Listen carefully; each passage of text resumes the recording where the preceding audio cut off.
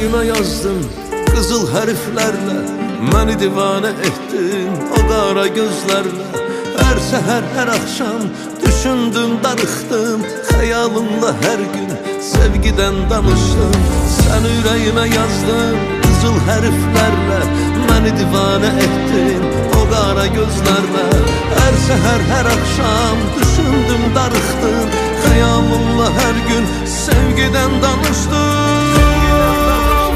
Ürək sənin qədər sevmədi heç kim səni, bu eşq mənə yetər, neylərəm özgəsini. Ruhumun canibisən, sevgilim mənim, sənin gözlərində tapmışam mən sevgimi. Ürək sənin qədər sevmədi heç kim səni, bu eşq mənə yetər, neylərəm özgəsini. Ruhumun canibisən, sevgilim mənim, sənin gözlərində tapmışam o sevgimi. Səninlə məhəbbət başqa bir aləmdir, bir gülüşün eyyər qəlbimə məlhəmdir. Bir baxışın çarə, min bir acı dərdə, bu dünya cənnətdir sevgi olan yerdə.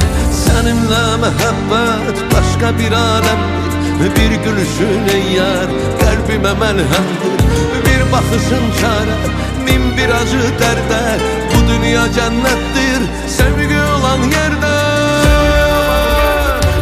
Sənin qədər sevmədi heç kim səni, bu eşq mənə yetər, neylərəm özgəsini.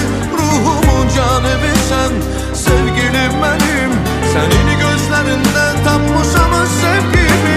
Ürək sənin qədər sevmədi heç kim səni, bu eşq mənə yetər, neylərəm özgəsini. Ruhumun canibisən, sevgilim mənim, sənin gözlərində tapmışam o sevgimi.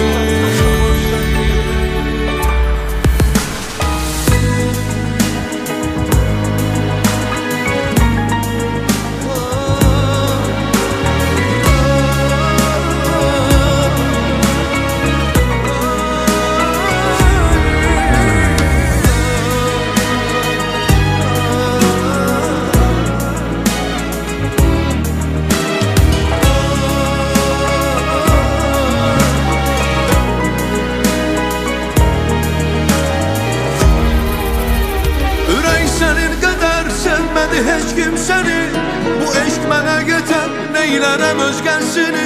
Ruhumun canibisən, sevgilim mənim, sənin gözlərində tapmışam öz sevgimi.